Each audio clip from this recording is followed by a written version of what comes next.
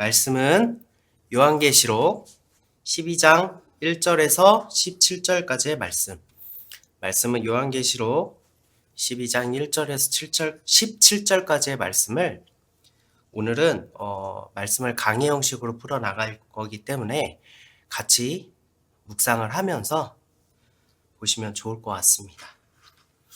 오늘은 여자와 용이라는 제목으로 말씀을 증거하도록 하겠습니다. 그리스도의 몸된 교회로서 그의 지체로서 진정한 행복을 누리며 살아오고 계십니까? 아멘. 우리는 지난 시간 요한계시록의 10장에서 11장까지에 걸쳐서 힘센 천사는 원수를 발등상으로 여기시고 성도의 구원을 지체하지 않겠다 선포하시는 예수님이시고, 두 증인은 이스라엘로 하여금 증인이 되게 하실 것이라는 하나님의 언약 아래 예수님께서 육체로 이 땅에 하나님의 나라를 선포하시는 동안 영적으로는 모세와 엘리야를 세우셔서 전 인류에 잠들어 있던 영혼에게 복음을 선포하게 하셨다라고 말씀드렸어요. 그래서 변화산에서도 예수님과 모세와 엘리야가 만나고 대화하는 장면을 제자들이 영안을 열리면서 보게 되었고, 이러한 모세와 엘리야의 근거가 그들로 하여금 비가 내리지 않게 하고 물이 변하여 피가 되게 하였다라는 증언들이 있었죠. 우리가 말씀을 통해서 살펴보았습니다. 십자가를 통해 모든 것을 이루신 그날 예수님께서 비로소 이스라엘뿐만이 아니라 모든 인류의 구원자가 되셨음을 우리는 살펴보았습니다. 예수님 이전의 시대의 사람들은 어떻게 됐나요? 그 전에 예수님의 증거를 듣지 못했던 우리 한국같이 먼 곳에 있는 민족들은 어떻게 되는 거야? 이런 질문은 더 이상 논란의 여지가 없는 것입니다. 오늘은 요한계시록 12장과 13장에 걸쳐서 여자와 용, 그리고 두 짐승에 대한 내용을 살펴볼 것인데, 이미 그동안의 설교를 통해서 요한계시록의 전반적인 내용은 다 말씀을 드린 거예요. 앞으로 이야기되는 것들은 그 실제를 우리가 조금 더 풍성하게 이해하기 위해서 강조와 반복을 하는 것입니다. 이는 마치 사과가 빨간색처럼 보이지만 뒤를 돌려보면은 초록색처럼 보이기도 하는, 그러니까 덜 익은 사과가 그렇잖아요. 동일한 사과이지만 왜 사과가 다른지 혹은 덜 익은 것인지 이런 고민을 하면서 우리가 입체적으로 알아가듯이 이 요한계시록의 말씀도 강조와 반복을 통해서 우리에게 조금 더 분명하게 설명해 주시고 조금 더 강조하기 위해서 이와 같이 우리에게 말씀하시는 것입니다. 하지만 그럼에도 불구하고 성경은 하나님의 나라를 비유로 감추셨습니다. 그래서 이는 아무리 읽어도, 아무리 연구해도, 아무리 이해하려고 해도 의식을 넘어 믿음의 영역으로 도달하기까지는 구원을 받을 자들에게만 허락되었기 때문에 단지 성경을 이해함으로 구원에 이를 수 있다라면 예수님께서 이 땅에 오실 필요가 없었겠죠. 예수님께서 이 땅에 오셔서 하나님의 나라를 증거해도 그 높은 학문과 지혜로운 사람들도 감히 헤아리지 못하고 예수님을 십자가에 못 박지 않았습니까? 즉 결국 성경은 이 진리는 구원받을 자들에게, 그런 자들에게만 하나님이 허락하셨다는 거예요.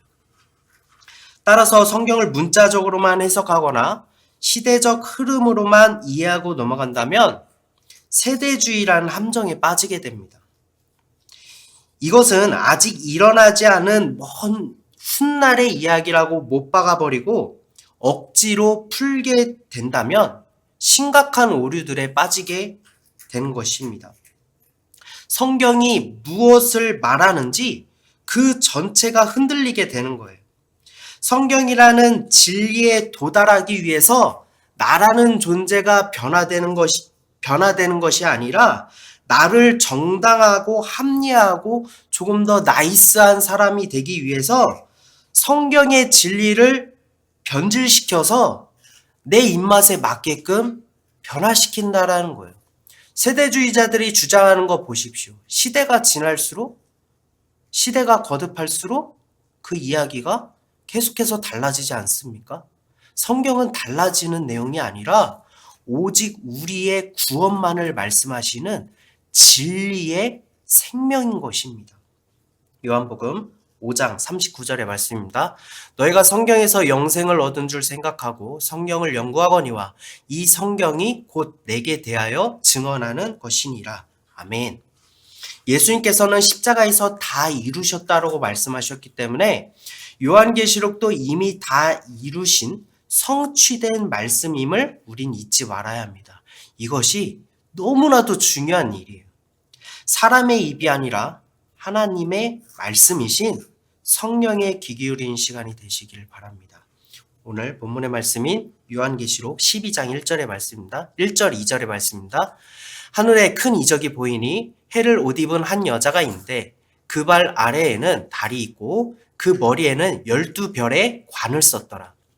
이 여자가 아이를 베어 해산하게 되매 아파서 애를 쓰며 부르짖더라. 아멘. 해를 옷 입은 여자는 우리가 흔히 교회로 생각하고 있지만 해이신 예수님의 은혜를 받은 이스라엘을 의미하는 거예요. 요한계시록이 먼 훗날의 일, 그러한 예언이라고 못 박아두고 생각하니까 지금의 교회라고 생각할 수밖에 없는 해석의 오류인 것입니다. 그 발 아래에 달이 있다는 것은 해의 빛을 비추는 것이 바로 달이잖아요. 즉 선지자를 의미하는 것인데 구약의 모든 어떤 선지자들을 의미하는 것이 아니라 선지자 그 자체의 의미를 말하는 거예요. 선지자는 하나님의 말씀을 대언했고 예수님이 우리를 구원하실 것을 예언하였습니다. 어디에 예언하였죠? 이스라엘에게 예언을 했잖아요. 즉 달은 하나님의 언약을 의미하는 것이며 그 언약 위에 이스라엘이 세워짐을 의미하는 것입니다. 그 머리에 12별의 관을 썼다는 것은 12지파를 의미하는 것이며 관으로 씌우셨다는 것은 언약의 성취 아래 12지파를 영화롭게 하실 것을 의미하는 거예요. 즉 여자는 하나님께서 이스라엘을 세우시고 보호하시며 영화롭게 하실 표상인 것입니다. 그러나 이 여자가 아이를 베어 해산하게 되어 아파서 부르짖었다라는 거예요. 성경에서 말하는 해산의 고통은 무엇일까요? 이사야 13장 6절에서 8절의 말씀입니다. 너는 애곡할지어다 여호와의 날이 가까웠으니 전능자에게서 멸망이 임할 것이미로다. 그러므로 모든 손에 힘이 풀리고 각 사람의 마음이 녹을 것이라. 그들이 놀라며 괴로움과 슬픔에 사로잡혀 해산이 임박한 여자같이 고통하며 서로 보고 놀라며 얼굴이 불꽃 같으리로다. 여호와의 날, 즉 예수님께서 십자가에 달리시는 날은 하나님의 맹렬한 진노가 십자가에 쏟아지는 가장 두려운 날인 것입니다. 성경에서는 전능자의 멸망이 이 땅에 임할 때 그들이 놀라고 괴로움과 슬픔으로 해산의 고통을 겪게 될 거라고 이사야서를 통해서 기록하고 있습니다. 예레미야 4장 31절의 말씀입니다. 내가 소리를 들은즉 여인의 해산하는 소리 같고 초산하는 자의 고통하는 소리 같으니 이는 시온의 딸의 소리라. 그가 헐떡이며 그의 손을 펴고 이르기를 내게 화가 있도다. 죽이는 자로 말미암아 나의 심령이 피곤하도다 하는도다. 예레미야에서도 여인, 즉 이스라엘이 해산하게 될 때에 여인은 이렇게 말합니다. 그 고통은 내게 화이고 나의 심령이 피곤하다. 그 고통은 나를 죽이는 자 때문이라는 거예요. 예수님이 이 땅에 오심은 그들이 생각하는 것과 전혀 다른 모습과 방식이었기 때문에 그들은 그것을 내가 죽는 일이라고, 그 자가 나를 죽인 일이라고 생각했던 것입니다. 조금 더 살펴볼까요? 미가서 4장 10절의 말씀입니다. 딸 시온이여 해산하는 여인처럼 힘들여 나을지어다.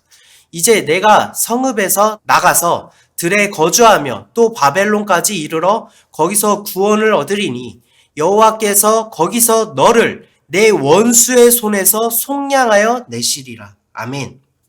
예수님께서 이 땅에 오실 때 요한계시록 6장에서 붉은 말을 상징하는 것이 무엇이라고 했죠? 예수님이라고 했잖아요. 땅의 화평을 제하는 붉은 말이라고 했잖아요. 그래서 땅에 붉은색이고 땅의 화평을 제하니 뭐 공산주의를 의미하는 게 아니야 이렇게 생각하는 거지만 마찬가지로 마태복음 10장에서도 예수님께서 이렇게 말씀하셨잖아요. 내가 세상에 화평을 주러 온 줄로 생각하지 말라. 화평이 아니요 검을 주러 왔느라 라고 예수님께서도 말씀하셨습니다. 그들이 기다리고 고대하고 갈망하던 구원은 유일한 구원자이신 예수님께서 십자가에 달리시는 날이시니 전혀 예상하지 못했잖아요. 예수님께서 영광과 그의 지체로서 오셔서 모든 것에 군림하시고 모든 권력과 이런 것들을 꺾으시고 정말 왕의 보좌에 오르셔서 이들이 생각하는 그런 어떠한 엄청난 힘으로 오실 것이라고 생각했지만 육으로 보이기에 예수님의 모습은 어땠죠? 십자가에서 패배하는 듯한 모습이었잖아요. 그 예수님을 바라보니 정말 오랜 평생 동안에 간구했던 갈망했던 그 모습이 저 실패하는 모습과 같으니 이들은 자기들이 죽는 듯한 그런 고난을 받는 것이지만 미가서를 통해서 뭐라고 말씀하시죠? 죽이는 고통이지만 이것이 살리는 생명이라는 거예요. 예루살렘을, 이스라엘을 저 원수의 손에서 속량하시기 위한 과정이라는 거예요. 무엇이요? 해산의 고통. 계시록 12장 3절의 말씀입니다. 하늘에 또 다른 이적이 보이니 보라 한 큰 붉은 용이 있어 머리가 7이요 뿔이 10이라. 그 여러 머리에 7 왕관이 있는데 큰 붉은 용은 마귀를 의미합니다. 이 용은 머리가 7이라고 기록되어 있는데 앞으로도 재차 언급될 내용이고 중요한 부분이니까 잠시 짚고 넘어가도록 하겠습니다. 계시록 17장 9절에서 10절의 말씀입니다. 지혜 있는 뜻이 여기 있으니 그 7머리는 여자가 앉은 7산이요. 여자는 무엇이죠? 여기서 말하는? 이스라엘이 아니라 여기서 말하는 여자는 음녀입니다. 또 7 왕이라 5은 망하였고 하나는 있고 다른 하나는 아직 이르지 아니하였으니 이르면 반드시 잠시 동안 머무르리라. 다시 한번 읽겠습니다. 10절만 다시 한번 읽을게요. 또 7 왕이라 5은 망하였고 하나는 있고 다른 하나는 아직 이르지 아니하였으나 이르면 반드시 잠시 동안 머무르리라. 마귀에게는 7머리가 있는데 7머리는 7산이고 또 7 왕이라고 기록되어 있죠. 즉 7 나라를 의미하는 것입니다. 그런데 이 중에 5은 망하였다라고 기록되고 있어요. 요한계시록은 구원자와 구원받을 자와 심판받을 자에 대한 기록이니 7 나라는 분명 심판받을 나라에 대한 기록이고 많은 예언서들을 통해서도 심판받을 이방 민족에 대한 기록들이 있었죠. 이들의 공통점을 잘 살펴보면 하나님이 택하신 이스라엘, 즉 예루살렘을 압제했던 곳들임을 알 수 있습니다. 성경에 독일이나 한국이나 미국이나 북한에 대한 설명이 없어요. 왜죠? 성경은 예루살렘을 구원의 모형으로 만들어 놓고 정하시고 택하시고 그 구원을 성취하시는 하나님을 나타내시기 위해서 그렇기 때문에 이스라엘이 선택받은 곳이고 즉 이스라엘을 압제한 곳을 하나님께서 심판하셨다라는 거예요. 즉 이 성경은 이스라엘을 통하여 하나님이 구원의 모형을 만들고 우리에게 전 인류에게 성취하실 것을 말씀하시는 것입니다.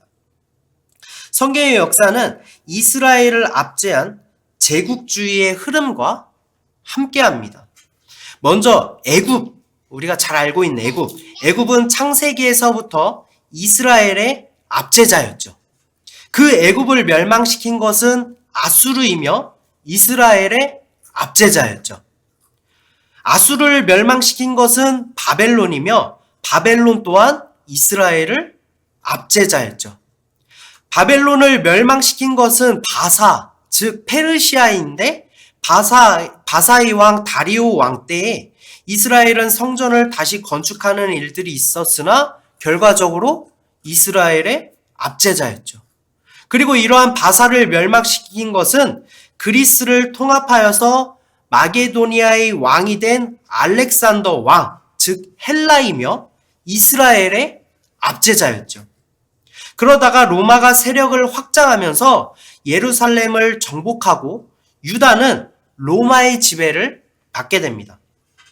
즉 예수님이 이 땅에 오실 때에 로마의 지배를 받고 있는 상태이며 유대의 왕은 로마의 충성을 맹세한 헤롯 대왕이었고 그가 영아들을 학살할 때에 성경에서는 요셉과 마리아가 이집트로 피했었다가 헤롯 대왕이 죽고 큰 아들이 왕위를 물려받을 때 요셉과 마리아가 갈릴리 나사렛으로 돌아와서 살게 되는 배경이 마태복음 2장에 기록되어 있습니다.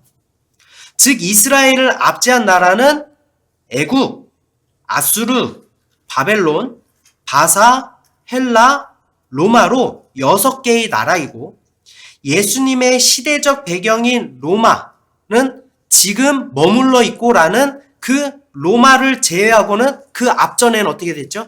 5곳이 다 멸망하였죠.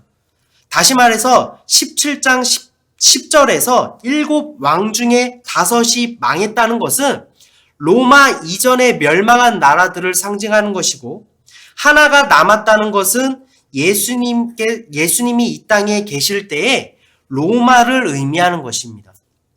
같은 맥락에서 다니엘서에서 기록된 바벨론 느부갓네살 왕의 꿈에서 금, 은, 놋, 쇠, 거기서 금은 바벨론이라는 힌트를 다니엘서에서 주었잖아요. 즉 그러니 은은 바사고 놋은 헬라고 쇠는 로마임을 알 수 있는 것입니다. 바벨론의 시점에서 느부갓네살 왕의 꿈이니 바벨론 이전의 아수르와 애굽까지는 언급될 필요가 없었던 거예요. 왜냐하면 느부갓네살은 선지자가 아니었기 때문입니다.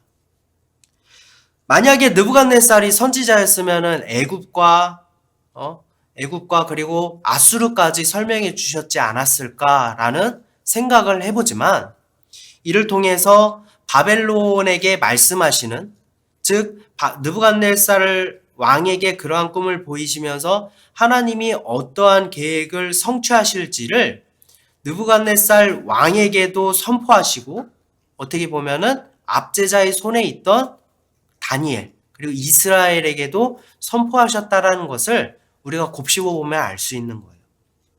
그렇다면 17장 10절에서 다른 하나는 아직 때가 이르지 아니하였으나 반드시 잠시 동안 머물 것이라고 기록된 7번째 나라는 어디일까요? 계시록 20장 3절의 말씀입니다. 무저갱에 던져 넣어 잠그고 그 위에 임봉하여 1000년이 차도록. 여기서 1000년이라는 건 999 다음 1000년이 아니라 영원의 세월 동안을 이야기한다고 말씀드렸습니다. 그래서 1000대까지 복을 주고 라고 하는 것은 1000대까지만 복을 주겠다는 게 아니라 영원히 너의 자손에게 복을 주고 라고는 의미를 담고 있다고 말씀드렸어요. 1000년이 차도록 다시는 만국을 미혹하지 못하게 하였는데 그 후에는 반드시 잠깐 동안 노일이라. 이는 예수님께서 광야에서 시험을 받으시고 승리하심으로 아버지께로부터 철장의 열쇠를 받아서 무저갱을 여셨습니다. 여신 분이 예수님이세요. 이 때문에 마귀의 세상, 마귀의 나라가 임한 것입니다. 창세기 22장 17절의 말씀입니다. 내가 내게 큰 복을 주고 내 씨가 크게 번성하여 하늘의 별과 같고 바다의 모래와 같게 하리니 내 씨가 그 대적의 성문을 차지하리라. 아멘. 그러나 창세기에서 예수님께서 대적의 성문, 즉 나라를 차지하실 것이라고 이미 예언돼 있었습니다. 요한복음 12장 31절의 말씀입니다. 이제 이 세상에 대한 심판이 이르렀으니 이 세상이 임금이 쫓겨나리라. 아멘. 예수님께서도 지금 세상의 임금은 마귀라고 말씀하시며 곧 쫓겨나실 것이라고 말씀하셨습니다. 다니엘서 2장 45절의 말씀입니다. 손대지 아니한 돌이 산에서 나와서 쇠와 녹과 진흙과 은과 금을 부서뜨린 것을 왕께서 보신 것은 크신 하나님이 장래일을 왕께 알게 하신 것이라. 이 꿈은 참되고 이 해석은 확실하니이다 하니. 아멘. 마찬가지로 다니엘서에서도 쇠와 진흙에 섞인 나라, 마지막 발에 해당하는 그 나라죠. 쇠와 진흙이 섞인 나라, 곧 이 7번째 머리에 해당하는 마귀의 나라에 대하여 손대지 아니한 돌, 즉 반석이시고 모퉁이 돌이 되신 예수 그리스도로 인하여서 이 신상을 부서뜨릴 것이라는 것을 예언하신 거예요. 결과적으로 7머리의 의미는 역사적 흐름으로 이해하기보다는, 그것을 목적하기보다는 이스라엘은 그 어느 때라도 예수님이 오셔서 원수를 심판하기 전까지 영적으로는 압제자의 손에서 결코 자유함을 얻지 못했음을 의미하는 것입니다. 그것을 요한계시록을 통해서 말씀해 주고 있는 거예요. 제가 앞서 설명드렸지만 애굽, 아수르, 바벨론, 바사, 그 다음에 헬라, 로마 이런 것들은 그렇게 중요한 내용은 아닙니다. 기억하실 필요는 없어요. 다 외우실 필요는 없어요. 그렇게 그거를 외우려고 하시면은 앞으로 말씀드릴 10불의 나라도 다 기억을 하셔야 돼요. 중요한 것은 그것을 외우는 것이 아니라 이스라엘은 마귀의 포로로서 그동안에 예수님이 오시기 전까지 자유함이 없었다라는 것만 기억하시면 되는 것입니다. 그래도 우리가 궁금하잖아요. 10불의 의미가 무엇인지. 자, 그렇다면 10불의 의미는 무엇일까요? 계시록 17장 12절의 말씀입니다. 내가 보던 10불은 10왕이니 아직 나라를 얻지 못하였으나 다만 짐승과 더불어 임금처럼 한동안 권세를 받으리라. 또 10불은 또한 예루살렘을 대적하며 영적으로 마귀를 상징하는 10왕이라고 기록되어 있습니다. 시편 83편 5절에서 8절의 말씀입니다. 그들이 한마음으로 의논하고 주를 대적하여 서로 동맹하니 곧 에돔의 장막과 이스마엘인과 모압과 하갈인이며 그발과 암몬과 아말렉이며 블레셋과 두롯 사람이요 아수로도 그들과 연합하여 롯 자손의 도움이 되었나이다. 셀라. 주를 대적하기 위해 동맹한 곳의 수를 지금 방금 봉독한 곳에서 헤아려 보면 11가지로 꼽히죠. 하지만 마지막에 롯 자손은 모압과 암몬이 포함되어 있는 것입니다. 롯 자손이 곧 모압과 암몬이에요. 두 곳은 이미 말씀을 통해서 계수가 되었으니 롯 자손은 따로 계수할 필요가 없이 그렇다면 총 10곳이 되어서 주를 대적하는 10불의 상징이 되는 것입니다. 즉 주를 대적하기 위해 동맹한 10곳은 10불을 의미하는 것이며 마찬가지로 영적으로는 마귀를 상징하는 거예요. 7머리 10불은 예루살렘을 대적하는 나라들과 세력 그 자체의 의미를 가진 것이 바로 마귀라는 것입니다. 지금 제가 장황하게 설명드렸지만 이는 요한계시록의 13장과 17장에서도 계속 언급될 내용이기 때문에 우리가 올바로 정립하고 갈 필요가 있어서 설명을 드린 것입니다. 어떤 나라를 외우기보다는 다시 한번 말씀드리지만 영적인 의미가 무엇인지를 우리가 집중할 필요가 있는 것입니다. 이스라엘은 예수님이 오시기 전까지 압제자의 손, 그다음에 대적하는 그런 세력들에서 자유한 적이 없었다. 요한계시록 12장 4절의 말씀입니다. 그 꼬리가 하늘의 별 3분의 1을 끌어다가 땅에 던지더라. 용이 해산하려는 여자 앞에서 그가 해산하면 그 아이를 삼키고자 하더니. 다시 돌아와서 3절에서는 큰 붉은 용이 하늘에 나타나는데 여기서 주목하여 볼 것은 용과 1절에서 해를 옷 입은 여자의 등장을 언급할 때 동일하게 이야기하는 것은 하늘에 큰 이적이 보인다라고 기록하고 있습니다. 하늘에 큰 이적을 보이시는 분은 하나님이시고 이는 하나님의 큰 계획임을 말씀해 주고 있는 거예요. 하나님의 계획 가운데 등장한 여자, 그리고 하나님의 계획 가운데 등장한 마귀, 이 모두가 하나님의 주권 아래에 있음을 상징함으로써 하늘에 큰 이적이 보이니 라고 기록된 것입니다. 스가랴서 3장 2절의 말씀입니다.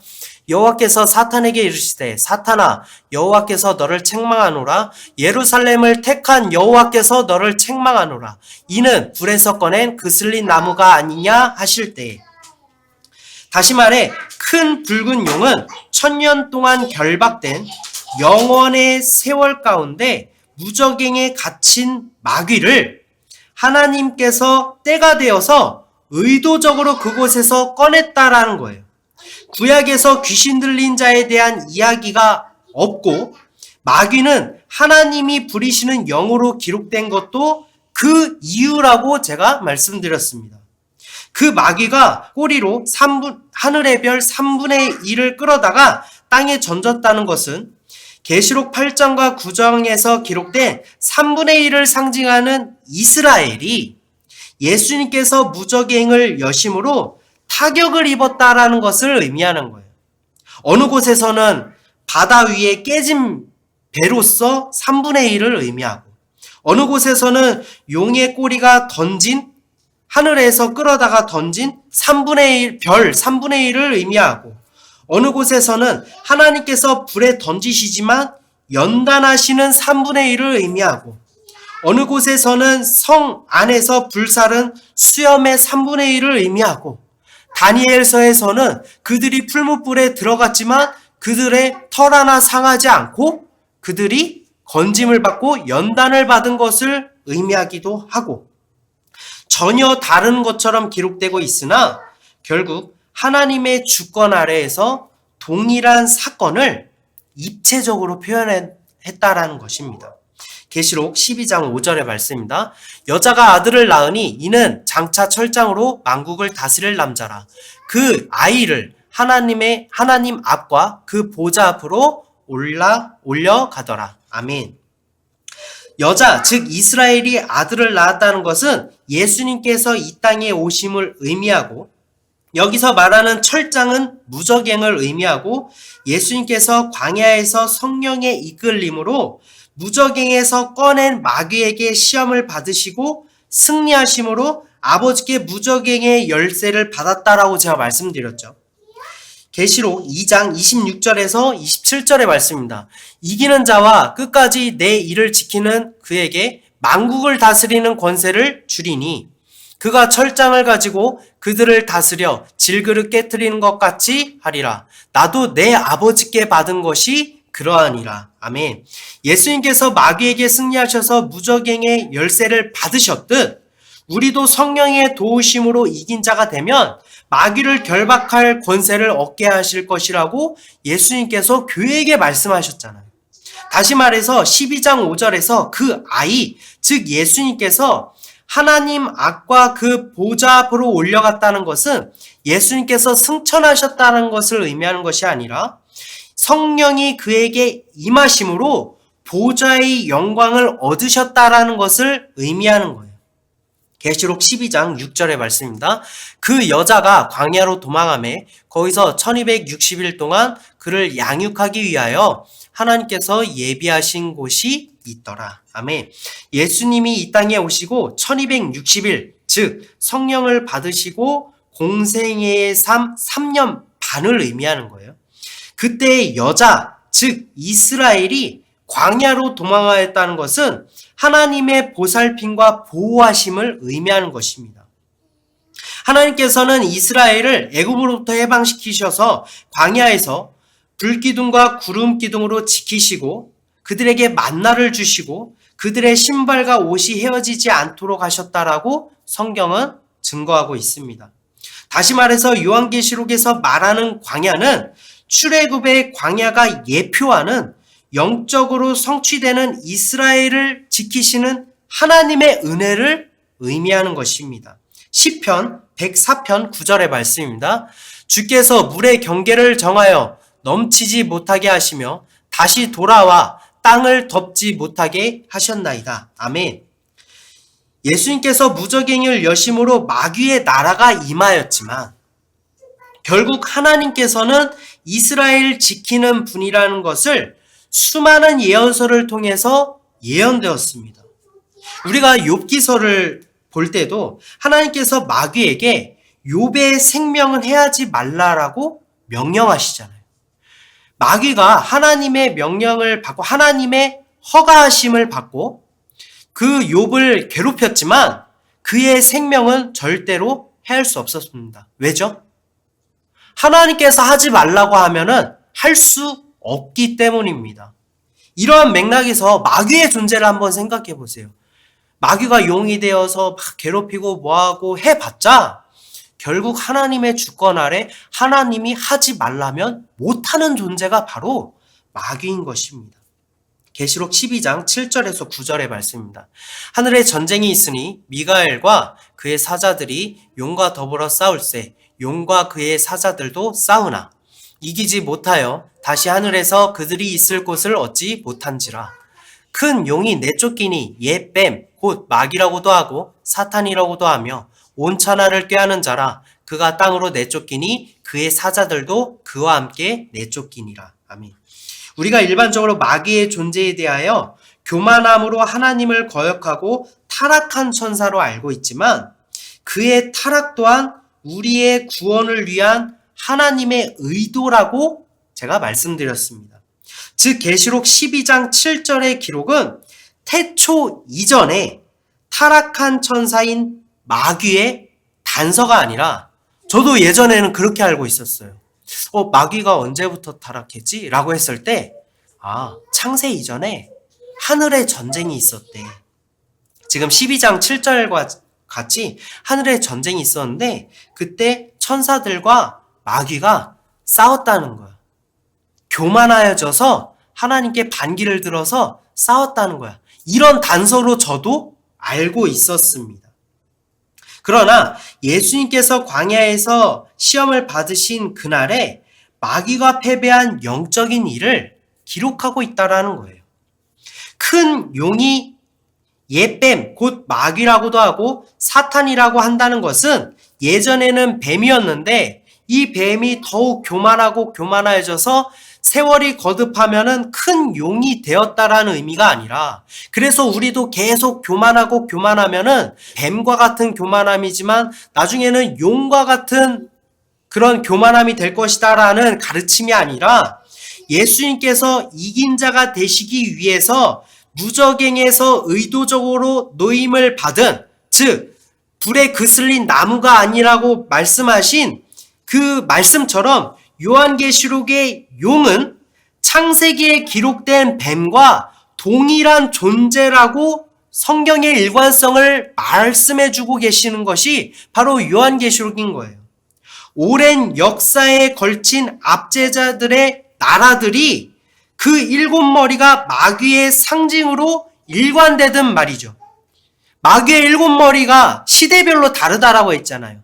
하지만 요한계시록에서 말하는 것은 무엇입니까? 그들이 마귀다라는 거예요. 이스라엘을 압제하는 것이 마귀다라는 거예요. 지금 용이 옛뱀, 그러니까 창세기에 등장한 그 뱀이야. 성경은 창세기나 요한계시록이나 지금 한 가지를 이야기하고 있어 라고 말씀해 주고 계시는 것입니다. 마귀가 하늘에서 패하여 땅으로 내쫓기고 그의 사자들도 그와 함께 내쫓겼다라는 것은 예수님께서 광야에서 승리하실 때 용이 내쫓기는 것이고 예수님께서 이긴 자가 되셔서 무저갱을 여실 때 사람을 해할 마귀들의 결박이 풀려났다는 것이 사자들도 그와 함께 내쫓겼다라는 것을 의미하는 것입니다. 계시록 12장 10절에서 11절의 말씀입니다. 내가 또 들으니 하늘에 큰 음성이 있어 이르되 이제 우리 하나님의 구원과 능력과 나라와 또 그의 그리스도의 권세가 나타났으니 우리 형제들을 참소하던 자 곧 우리 하나님 앞에서 밤낮 참소하던 자가 쫓겨났고 또 우리 형제들이 그 어린 양의 피와 자기들이 증언하는 말씀으로써 그를 이겼으니 이들도 이긴 자가 되었다라는 거예요. 그들은 죽기까지 자기들의 생명을 아끼지 아니하였도다. 아멘. 하늘에 큰 음성이 있는데 하나님의 구원과 능력과 나라와 또 그의 그리스도의 권세가 나타났다는 것은 하나님의 말씀으로 승리하신 마지막 아담이신 예수 그리스도를 의미하는 것이며 우리 형제들이 어린 양의 피와 자기들이 증언하는 말씀으로 그를 이겼다는 것은 제단 아래에 울부짖었던 성도들 역시 오직 예수 그리스도가 우리의 죄를 사하시고 우리의 구원자가 되신다는 믿음으로 그들 또한 이긴 자가 되었다라는 것을 의미하고 있는 것입니다. 계시록 12장 12절의 말씀입니다. 그러므로 하늘과 그 가운데 거하는 자들은 즐거워하라. 그러나 땅과 바다는 화 있을진저 이는 마귀가 자기의 때가 얼마 남지 않은 줄을 알므로 크게 분내어 너희에게 내려갔음이라 하더라. 아멘. 12절의 말씀은 이러한 맥락 가운데 하늘과 그 가운데 거한 자들, 즉 예수 그리스도를 믿고 오늘날 그리스도의 영이신 성령을 받은 우리에게도 그날의 구원이 동일하게 성취될 것이기 때문에 너희들은 즐거워하라라는 의미인 것입니다. 그러나 땅과 바다, 즉 죄에 속한 자들에게 화가 있다는 것은 마귀가 땅으로 내쫓김을 받은 그날을 기억하라는 거예요. 다시 말해서 12절은 지금 시간적 흐름으로서 다시 또 한 번 마귀가 내쫓김을 당하고 다시 한번 또다시 믿는 자들이 즐거웠다는 이야기가 아니라 사건의 전개가 되는 중간에서 12장이 무엇을 말하고 있는지 그 목적을 상기시켜주고 있는 것입니다. 계시록 12장 13절에서 14절의 말씀입니다. 용이 자기가 땅으로 내쫓긴 것을 보고 또 용이 땅으로 내쫓기죠. 12절에서도 그러한 말이 있었는데 13절에서 또 있잖아요. 그러니까 세대주의자들은 여기서 내쫓기고 12절에서 내쫓기고 13절에서 내쫓기고 아까도 내쫓겼으니 여러 번 이러한 일들이 반복될 것이라고 얘기하고 있지만 같은 이야기를 하고 있는 거예요. 용이 자기가 땅으로 내쫓긴 것을 보고 남자를 낳은 여자를 박해하는지라 그 여자가 큰 독수리의 두 날개를 받아 광야 자기 곳으로 날아가 거기서 그 뱀의 낫을 피하여 한 때와 두 때와 반 때를 양육받으매. 아멘. 여자가 낳은 아이는 예수님이라고 말씀드렸습니다. 그리고 예수님은 만국을 철장으로 다스릴 분이라고 하셨는데 어찌된 일인지 마귀는 여자를 박해합니다. 그 이유는 예수님께서 십자가의 고난을 받으시고 무덤에서 부활하시기까지 3일 반나절이 걸렸죠. 이 의미는 우리의 죄에 대하여는 예수님께서 십자가에서 반드시 죽으셔야만 했어요. 왜죠? 죄의 삭은 사망이기 때문에. 우리의 죄를 짊어지신 예수님도 하나님의 법에 예외 없이 죄의 삭은 사망이기 때문에 예수님께서 철저하게 반드시 죽으신 것입니다. 그리고 무덤에서 3일은 영적으로는 예수님 이전의 인류의 구원을 위하여 인치심이 필요한 때라고 말씀드렸어요. 그래서 요나서와 호세아서에서 한 때와 두 때에 대한 설명을 했고 그것을 이미지로 표현한 것이 에스겔의 마른 뼈라고 제가 말씀드렸습니다. 예수님께서도 순종하심으로 죽으셨지만 성령으로 생기를 받아 부활하셨습니다. 하지만 우리를 지키시며 유일한 구원자가 죽으시는 날이기도 하기 때문에 마귀는 자신들이 승리한 것으로 여기고 그 3일 반의 시간 동안 우리는 마귀의 손에 붙임 바 된 너무나도 두려운 날이며 성경은 이를 한때, 두때, 반때의 표현으로 기록하고 있다라고 말씀드렸습니다. 즉 한때, 두때, 반때가 가지고 있는 양면성이 있는 거예요. 예수님께서 우리를 구원하시는, 인치시는 그 일이 있기도 하지만 다른 면으로는 어떤 면이 있죠? 우리가 마귀의 손에 붙임바된 무서운고 끔찍한 날. 마태복음 24장 22절의 말씀입니다. 그 날들을 감하지 아니하면 모든 육체가 구원을 얻지 못할 것이나 그러나 택하신 자들을 위하여 그 날을 감하시리라. 아멘. 마귀에게 붙임바된 그날에 독수리의 날개로 의미된 성령께서 여자를 광야로 이끌잖아요. 그의 보호하심을 의미하는 광야에서 이스라엘을 양육하셨다는 것이고 우리를 위하여 그 두려운 날들을 감하셨다라고 마태복음을 통해서 예수님께서 말씀하시는 것입니다. 즉, 그 날에도 하나님의 보호하심이 있었다라는 것을 요한계시록을 통해서 증거하고 있는 거예요. 계시록 12장 15절에서 16절의 말씀입니다. 여자의 뒤에서 뱀이 그 입으로 물을 강같이 토하여 여자를 물에 떠내려 가게 하려 하되 땅이 여자를 도와 그 입을 벌려 용의 입에서 토한 강물을 삼키니 뱀이 입으로 물을 토하여 여자를 물에 떠내려 가게 했다는 것은 마귀가 이스라엘을 해하려 했음을 의미하는 것이고 땅이 여자를 도와 그 입을 벌려 강물을 삼켰다는 것은 아까 조금 전에 시편 104편 9절에서와 같이 물의 경계를 정하셔서 땅을 덮지 못하도록 하심, 즉 이스라엘의 생명을 해하지 못하게 하셨음을 의미하는 것이고 다른 곳 요한계시록 9장에서는 황충이 연기와 화덕 같은 연기가 무저갱을 여실 때 황충이 나올 때 말씀하시죠. 이마에 하나님의 인침을 받지 아니한 사람만 해하라라고 말씀하신 것이 같은 맥락인 것입니다. 그들의 생명을 해할 수 없도록 하나님께서 설정하셨다는 거예요. 계시록 12장 17절의 말씀입니다. 용이 여자에게 분노하여 돌아가서 그 여자의 남은 자손 곧 하나님의 계명을 지키며 예수의 증거를 가진 자들과 더불어 싸우려고 바다 모래 위에 서 있더라. 아멘. 여자는 이스라엘을 의미한다라고 제가 말씀드렸습니다. 이 이스라엘은 이미 죽어서 제단 아래 울부짖는 성도를 의미하는 거예요. 남은 자손이라고 하는 것은 아직 이 땅을 살아가고 있는 이 육신 가운데 생명을 얻어서 살아가고 있는 그 이스라엘을 의미하는 것입니다. 계시록 20장 8절의 말씀입니다. 나와서 땅의 사방 백성 곧 곡과 마곡을 미혹하고 모아 싸움을 붙이리니 그 수가 바다의 모래 같으리라. 아멘. 그 살아있는 이스라엘, 즉 그러니까 죽어있던 이스라엘은 제단 아래에서 울부짖던 죽어있던 이스라엘은 예수님께서 인치시고 구원하셨죠.